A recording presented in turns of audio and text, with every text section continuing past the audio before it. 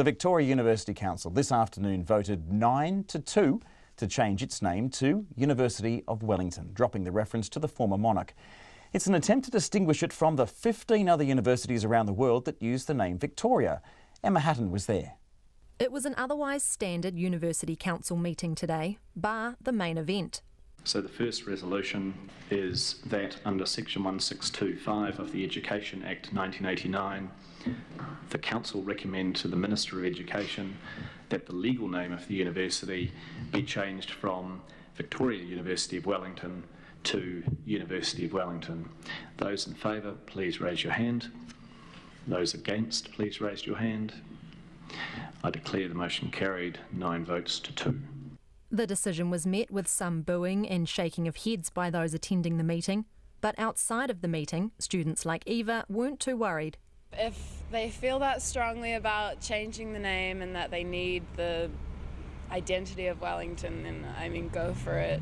But yeah, it doesn't really affect me much. And it would seem a lot of people feel this way. Feedback received from students and alumni was minimal, but those who did speak were a passionate minority. Law Professor Jeff McClay told the Council the consultation process had been inadequate. We can see from the written submissions people feel this process has been a foreclosed one.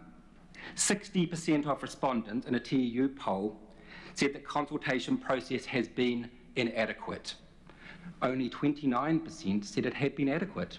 But the only full-time student elected to the council, Isabel Lenahan-Aiken, says despite her agreement the process had been botched, a change was needed. However, if I strip back the multitude of really valid issues that have been raised around the process, around the issues of disconnect, and I deal specifically with the issue of the name change, I am in support.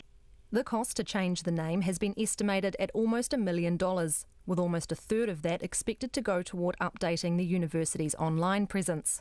It's the 5th time there's been a proposal to change the university's name. The Vice-Chancellor, Grant Guilford, who recommended the latest name change, declared a conflict of interest and did not place a vote.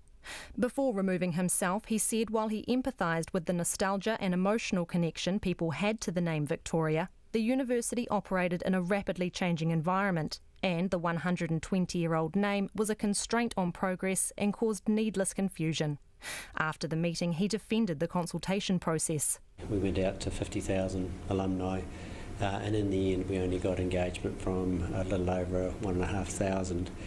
So I suppose the lessons that we will take from it is how to actually improve that engagement with our alumni.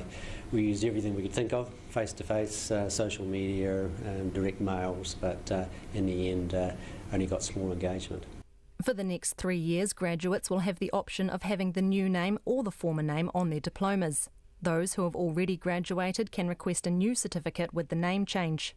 The final decision now lies with the Education Minister, who has the authority to accept the Council's recommendation or not. For Checkpoint, Emma Hatton.